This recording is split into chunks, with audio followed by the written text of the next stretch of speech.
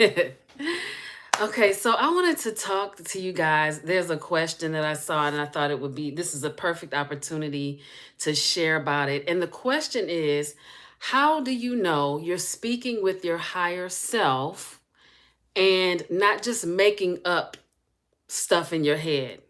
How do you know you're connecting with your spirit guides or angels or guardian angels and not, how do you know it's them and not you? And I always talk about connecting in, wait just one second. I want to make sure that I can see the chat. Okay. Anyway, when, I talked about this before, when you are in the process of self realization and connecting with your team of light, God, Source, Spirit, the Holy Spirit, whatever name you have for that big, beautiful, benevolent intelligence, when you are taking the time and just being still and allowing yourself to feel any subtleties, any nudges, pay attention to signs, symbols, and synchronicities. As you continue to practice that, and as you also lead with love, as long as it's heart centered, then you are more apt to understand and know exactly when it's you, the 3D, or when it's you, the higher self. Okay.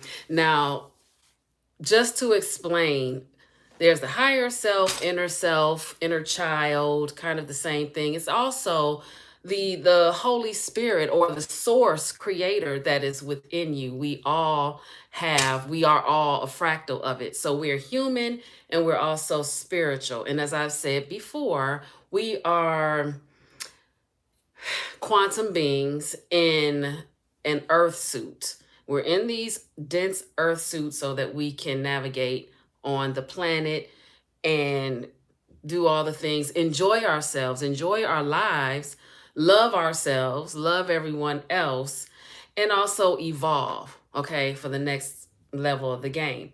And so, what I noticed with myself as I started unfolding and learning more about myself, my higher self, that is, I realized that a lot of the ideas that I have that just like download and pop right in, I didn't make that up. A lot of the creativity, like when you're in flow and being creative, that is your higher self leading and guiding you. Okay. And when I talk about the most high, or God, or whatever you want to call that energy fractaled and fractals itself off. And so here we are. There we have the angels, and there's the guides, and there's all the different beings, and the animals, and the trees, and things like that.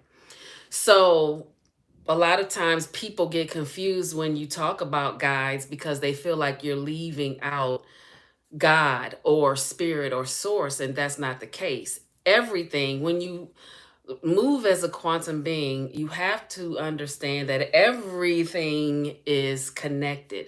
Everything is one. Everything is source. Everything is spirit. And that includes yourself, the animals, the planet, the birds, the trees, and all of that beautiful stuff.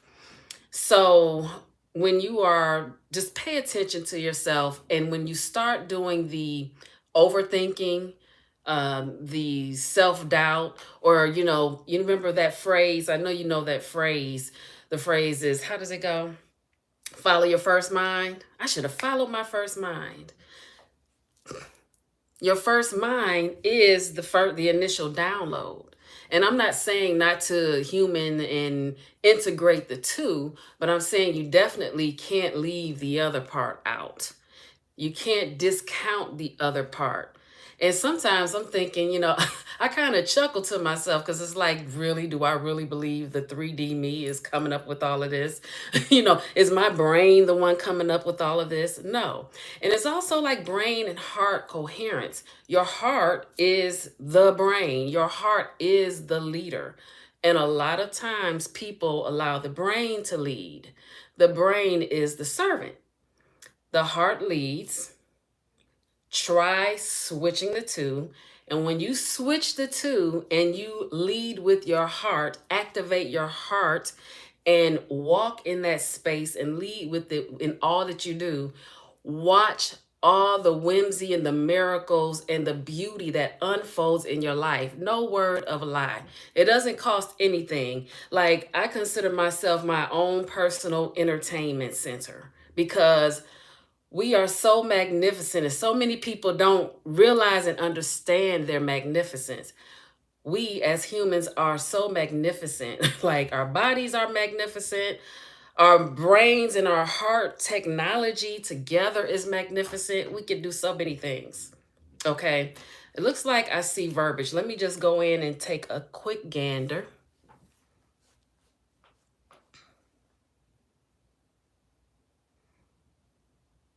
Hi, Olivia Huff. Hi, R. Thanks for popping in with your comments. I'm sending you all lots of love.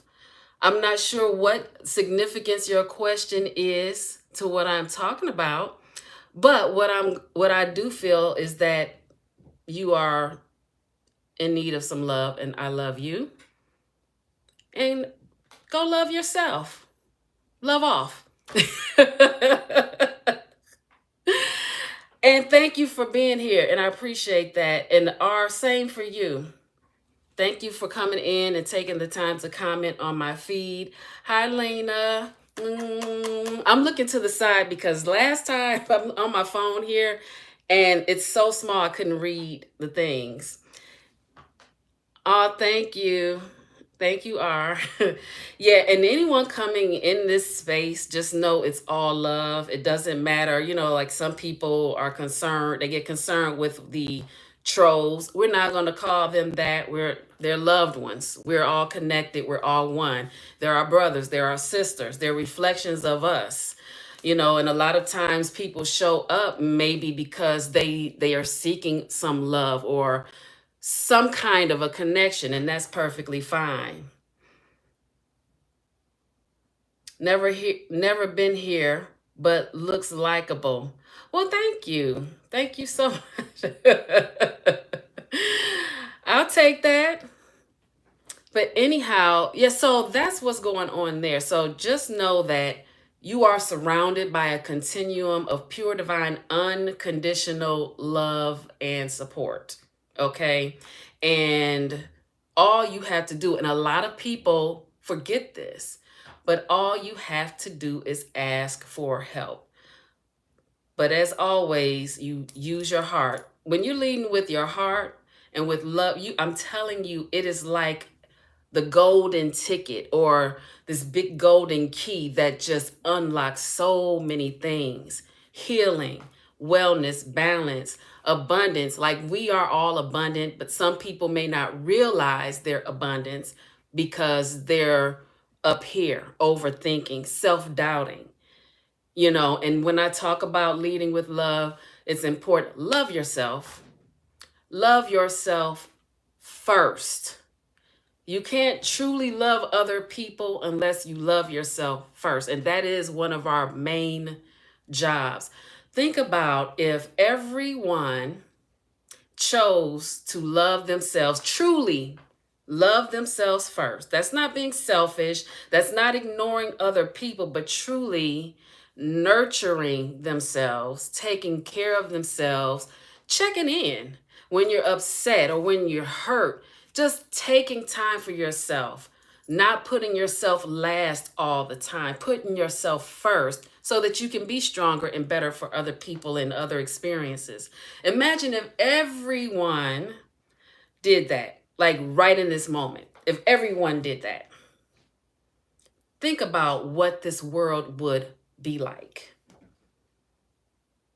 People would be walking in their abundance, their opulence, their prosperity, optimism, celebration, healing physically, mentally, emotionally. Let's see what we got here.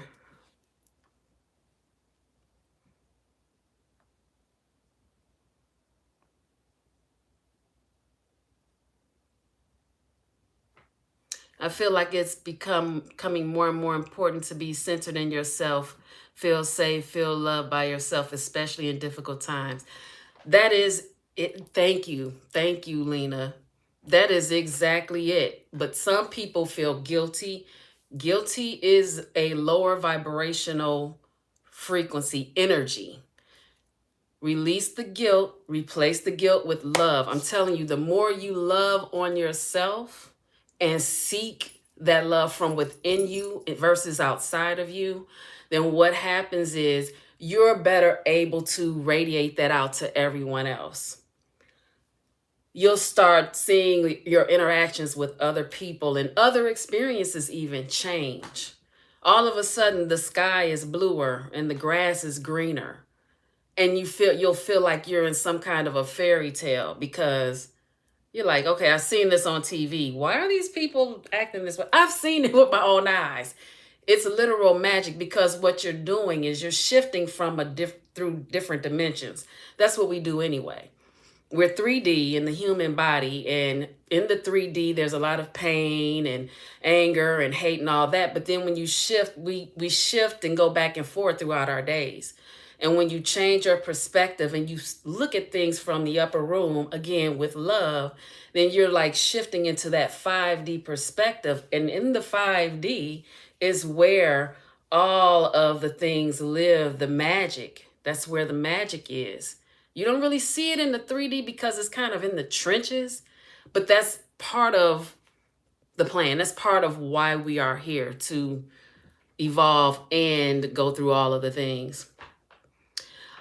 Yeah, well, let's see. You have various realities, you have various realms, and you have various dimensions. So, yes, we actually can co create our own reality. So, you can send 5 people to the same party. All 5 of those people are going to have a different experience based on their perspective. Susie over here is going to hate, I hated it because the music was too loud. The people were stepping on my feet. Nobody wanted to dance with me. And then you might have Becky over here, like it was a blast. The music was thumping. And I mean, it just made me want to move. It was my favorite music playing. Oh, and then as she was dancing and smiling and laughing, she met some new friends. Whereas the other person didn't meet anybody because she was in a different, her perspective was totally different. And so she created that reality for herself, that experience, whereas Becky had a different reality. So we create our own reality based on the way we're thinking. So are we thinking in a 3D? So are we thinking in a 5D? Are we looking at things from a different, higher perspective, the upper room? Let me keep going. Oh, I'm sorry. And Lena, the topic was, how do I know that I am actually communicating with my higher self versus me making up something in my head? You'll be able to watch the replay and see like the beginning of the video to understand like where I was going with everything. And essentially, when people are communicating, and it was about communicating with your higher self or your spirit guides, angels, things like that, people are not sure if it's them that they're communicating with or if they're just making up a story. Okay, so that's what that was about. Okay, let me keep scrolling. Did I miss anybody?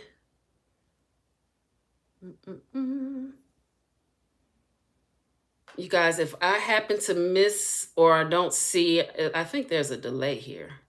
If I don't see your question or comment here, I'm definitely go ahead and comment when the video uploads permanently if you have a question, okay? I apologize in advance. Okay. Hi, are you a coach or something? I am a quantum healer and I am a soul integration advocate. So what that means, the soul integration advocate actually is helping people understand that they're more than just what they see. There's more to you than what meets the eye. Um, your soul is up here. It's like vast. You can't even, who knows? And it embodied into this human form. Your soul wants to help you navigate through this life. Okay. You're a quantum being. But a lot of people don't realize that. And the more we integrate our actual soul in this physical body, the easier life is for us, the more fun it is, the younger we start to look, the more healthy we become, the more we go left instead of right, because left is the path that we chose on the soul level. A lot of times when we have issues in life, you ever had those times where it's like nothing ever works? You keep on bumping your head up against the brick wall. Everything you try, it just doesn't work. Or you just, every time you go to do something, some chaos happens.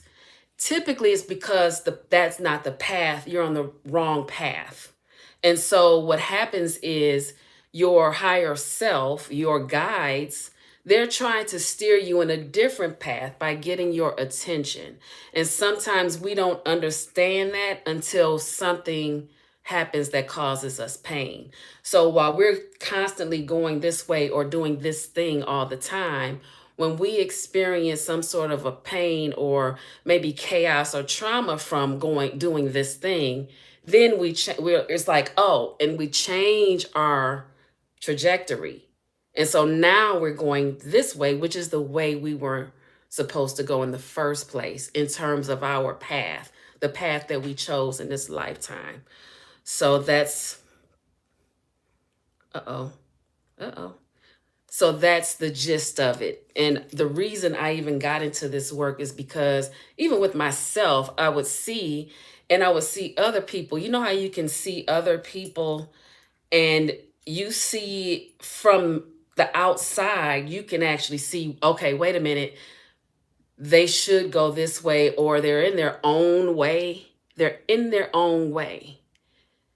And so they don't see it, but you see it. But they keep doing it. It doesn't matter what you say to them. They're going to keep going because that's just what they want to do. And it's like, you could tell that they're in their own way. You could tell there's a better way, but they're not hearing it. That's because they're using this alone instead of using this, leading with this and letting this join in. A lot of times people leave their heart out. You've heard the phrase, follow your heart. It's deeper than just the words. It's deeper than what people realize. Follow your heart, because the heart is the boss. The body is the boss and the brain is the servant. Okay. This is fun. I don't go live a lot, but I said I wanted to try doing this more. Let's see. Did you ever struggle with stuck emotions? I'm trying to think if there was a time. I have not struggled with stuck emotions because I've always been, I always used to call myself confrontational. Like if I was going to cry, I would cry right at work. If I'm at work, I could be in a meeting, I could, whatever. If it has to come out, it comes out. I grew up watching my grandmother. We would just be watching TV or maybe at the grocery store, and she would start crying. Very strong woman. And I would be like, well, what's the matter? Why are you crying? She said, I don't know. I don't know. But she was letting it out. And I remember, and I would cry when I was happy, sad, angry. Oh my gosh, I don't have me cry when I'm angry. That's just because then it's like, ugh. So I would always do that. Or I would laugh loud. And I remember my dad telling me when I was younger, he was like, that is a release valve. Never, because I would be like, oh my gosh, I'm crying. I can't see when I'm crying. I don't like this crying all the time. It's like, no, you keep allowing yourself to cry because that's a release valve. Little did I know back then that it's not only a release valve, but when the emotions are stuck, they can manifest into physical illness. And a lot of times, sometimes there are things that we may not know. So I'm going to say, to my knowledge, I have not had any stuck emotions. I don't feel that I've struggled with them, but every once in a while, you know how you've been in a situation where you're holding something back. So I know that that has happened before, but typically I'm gonna let it out. If something upset me, it's coming out. I'm gonna say it. I'm gonna be as tactful as I can, but I'm going to say, hey, you know what? It bothered me when, going to be assertive. It bothered me when you fill in the blank. When I was younger, before I was on this path, I was cussing people out, hooping and hollering and carrying on. So even still, I got it out. People knew how I felt, but I just changed how I did it because all that hooping and hollering and cursing and everything is not always necessary. Now, don't get me wrong, a good cuss word is good. Keep your teeth white some. This is actually so comforting. I am so happy. And that's the whole reason I do this because a lot of times we have things going on with us and we're so complex. We're very complex beings. We don't even know. We don't know.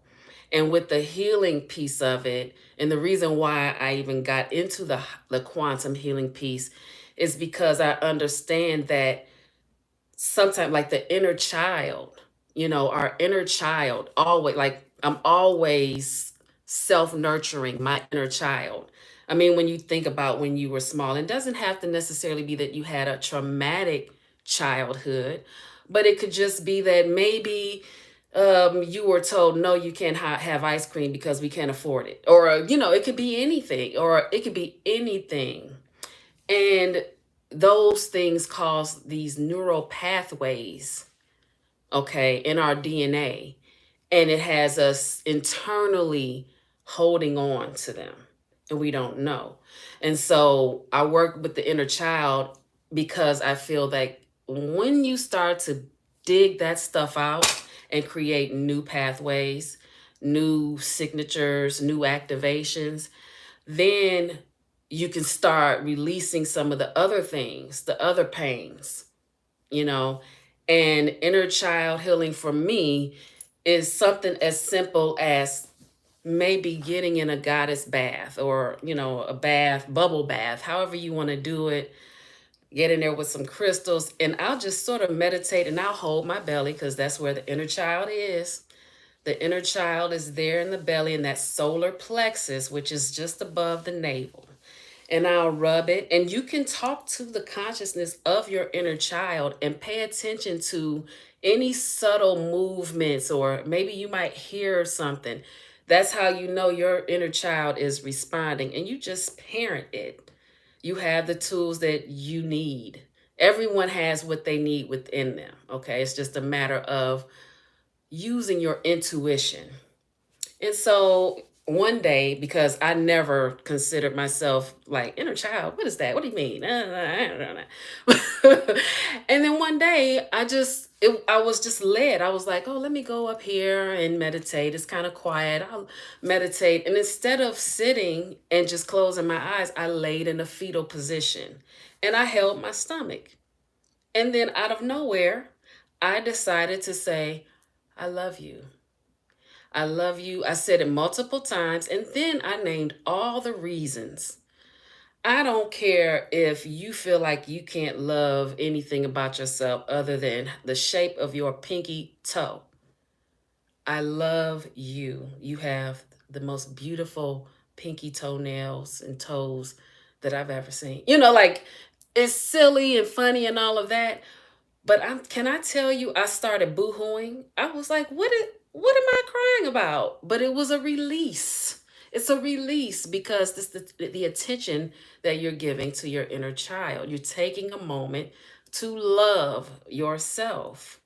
And the more you do that, do it every day if you feel like it. The more things you start to unshackle and release a lot of stuff. I'm telling you, it's powerful.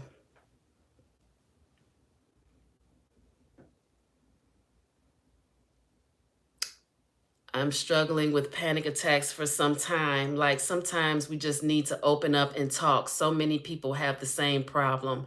It is true. I used to get these. It's funny you mentioned that because I would get these, I think, panic attacks. I never been diagnosed, and I didn't look up what it was, but to me, that's what it felt like this anxiety and this rapid breathing for nothing, like out of the blue. I'm getting ready to go have fun and go to a concert. And then all of a sudden, I'm like, what is happening here? And then later on, years and years later, because I don't, and it would happen like 3 or 4 times a year. And then one time it just kept going. And I'm like, what is happening? But what I discovered is that I was not grounded. So, what I would recommend, if you're not already doing this, is ground yourself. I have a few videos on this channel that talks about grounding. One of the things I like to do with grounding is I just visualize. You can visualize golden white light coming from above all the way through your body and going deep down into the core of the planet. You can visualize roots coming from your trunk, your root chakra, like right where you're sitting, going deep down into the planet. And then you can chant something like, I am grounded, I am rooted, I am safe, I belong, I am protected. And you can say those things over and over and over again. I said them over and over again until my teeth got sparkly white. I didn't even need to brush my teeth. I'm exaggerating, but I said it until my heart's content, and I knew when to stop. And just like that, I started feeling like I was shading my own ground. I felt more solid because a lot of times when we have the panic attacks and we're experiencing anxiety, we're up here in the upper chakras. So you got the crown, the third eye, throat, and the heart, and all of that. But you want to be fully embodied all the way in. You want your soul to be all the way in your body. Okay. And whenever I start feeling sort of like maybe even forgetful or off kilter, I'm like, oh, I need to ground. So that's one way. Another way, if you are into crystals, black tourmaline is a good crystal to work with. And then you will intuitively know when you need to put it down, when you need to pick it up. Another beautiful thing I like is the Eden Method, which is energy medicine by Donna Eden. Check out her channel. There's a lot of stuff there in these different, very simple movements. Tapping right here.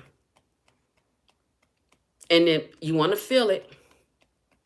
Tap right there.